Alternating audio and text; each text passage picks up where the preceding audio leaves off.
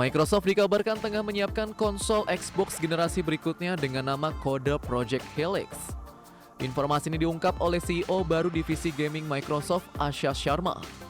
Menurut Sharma, Project Helix dirancang untuk menjalankan game dari ekosistem Xbox sekaligus game PC dalam satu perangkat.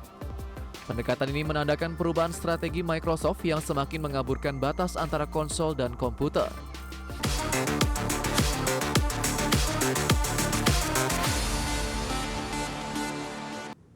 Pemirsa, Microsoft tengah menyiapkan konsol Xbox generasi berikutnya dengan nama kode Project Helix. Ya, konsol ini disebut akan mampu menjalankan game Xbox sekaligus game PC dalam satu perangkat dengan performa tinggi dan kompatibilitas yang lebih luas. Microsoft dikabarkan tengah menyiapkan konsol Xbox generasi berikutnya dengan nama kode Project Helix. Informasi ini diungkap oleh CEO baru divisi gaming Microsoft, Asha Sharma. Menurut Sharma, Project Helix dirancang untuk menjalankan game dari ekosistem Xbox sekaligus game PC dalam satu perangkat. Pendekatan ini menandakan perubahan strategi Microsoft yang semakin mengaburkan batas antara konsol dan komputer. Sebelumnya, Microsoft juga memberi sinyal bahwa Xbox generasi berikutnya akan menggabungkan konsep konsol dan PC. Mantan Presiden Xbox Sarah Bond pernah menyebut perangkat tersebut sebagai konsol premium dengan pengalaman bermain kelas atas. Dalam memo pertamanya, Sharma menegaskan komitmen Microsoft terhadap kembali kuatnya Xbox. Ia menyebut konsol tetap menjadi bagian penting dari identitas merek Xbox.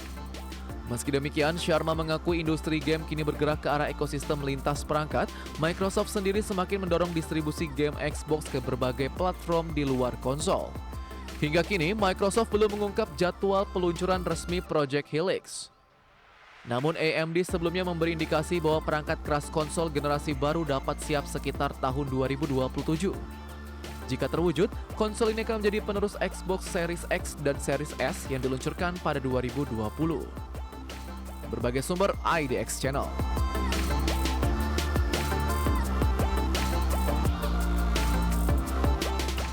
Micron Technology resmi membuka fasilitas assembly dan tes semikonduktor di Sanat, Gujarat, India. Kehadiran fasilitas ini menjadi langkah penting bagi India dalam memperkuat ekosistem semikonduktor dan mendorong posisinya sebagai basis produksi teknologi global.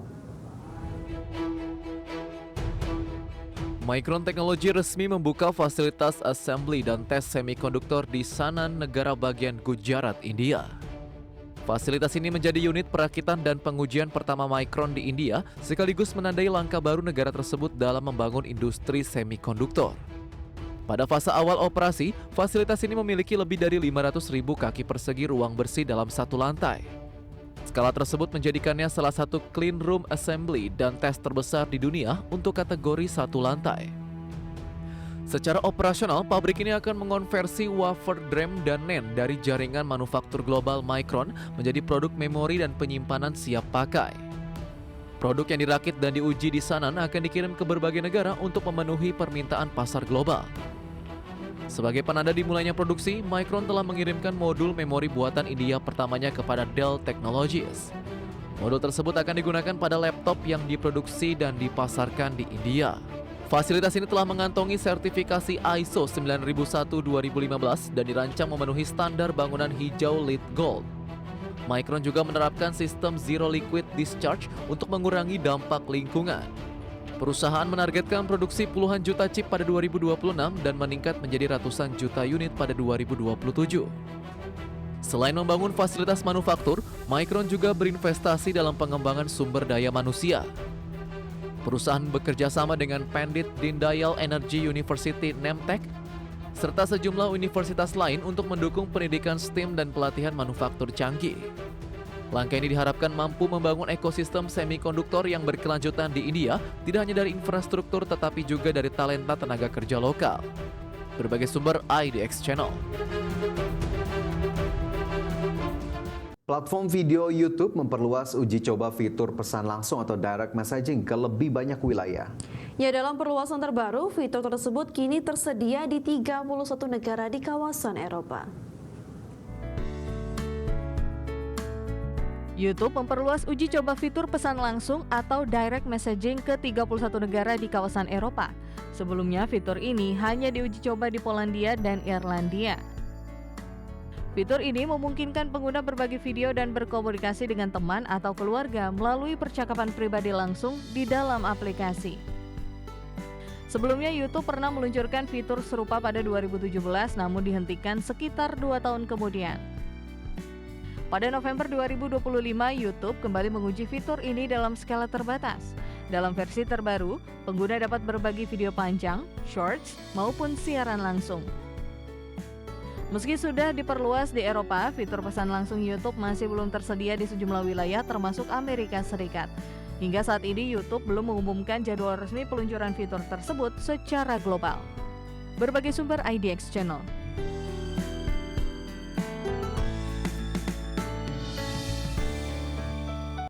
Oracle dan OpenAI membatalkan rencana perluasan pusat data kecerdasan buatan di Texas, Amerika Serikat. Ya, keputusan ini terkait masalah pembiayaan dan perubahan teknis dalam proyek infrastruktur AI skala besar. Perluasan pusat data AI yang dirancang Oracle dan OpenAI di Texas dilaporkan batal direalisasikan. Proyek ini merupakan bagian dari inisiatif Stargate senilai $500 miliar Amerika yang juga melibatkan SoftBank Group. Rencana awalnya mencakup penambahan kapasitas daya 600 MW di wilayah Abilene, Texas. Namun sumber internal menyebutkan kapasitas tersebut akan dialihkan ke kampus pusat data lain yang sedang dibangun. Di lokasi Abilene saat ini terdapat 8 bangunan pusat data yang dioperasikan oleh Oracle Cloud Infrastructure. 2 diantaranya sudah beroperasi dan rencana pengembangan kapasitas daya hingga 4,5 GW tetap berlanjut. Pembatalan ekspansi ini membuka peluang bagi Meta Platforms untuk masuk ke proyek tersebut. Meta dikabarkan sedang mempertimbangkan menyewa lahan dari pengembang Crusoe Energy Systems untuk memperkuat infrastruktur AI mereka. Sementara itu, Nvidia dilaporkan turut memfasilitasi diskusi terkait penggunaan chip semikonduktor di pusat data tersebut. Berbagai sumber IDX Channel. Perusahaan game Nintendo melayangkan gugatan hukum terhadap pemerintahan Amerika Serikat terkait kebijakan tarif impor Presiden Donald Trump. Dasar hukum gugatan Nintendo merujuk pada putusan Mahkamah Agung Amerika Serikat yang menyatakan bahwa tarif global yang diterapkan oleh pemerintahan Donald Trump adalah tindakan ilegal. Raksasa konsol video game Nintendo of America melayangkan gugatan hukum terhadap pemerintah Amerika Serikat. Gugatan ini menyasar sejumlah lembaga tinggi di Amerika Serikat, termasuk Departemen Keuangan, Departemen Keamanan Dalam Negeri, serta Bea Cukai dan Perlindungan Perbatasan Amerika Serikat terkait kebijakan tarif impor yang dinilai ilegal.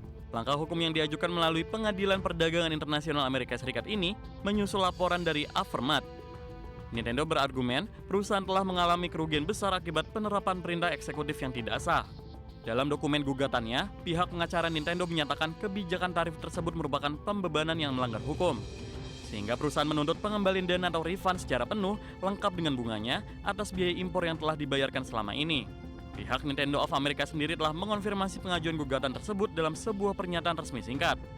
Perusahaan mengklaim telah mengajukan permintaan hukum tersebut namun menolak untuk memberikan rincian lebih lanjut mengenai proses yang sedang berjalan. Dasar hukum gugatan Nintendo merujuk pada putusan Mahkamah Agung Amerika Serikat pada Februari lalu.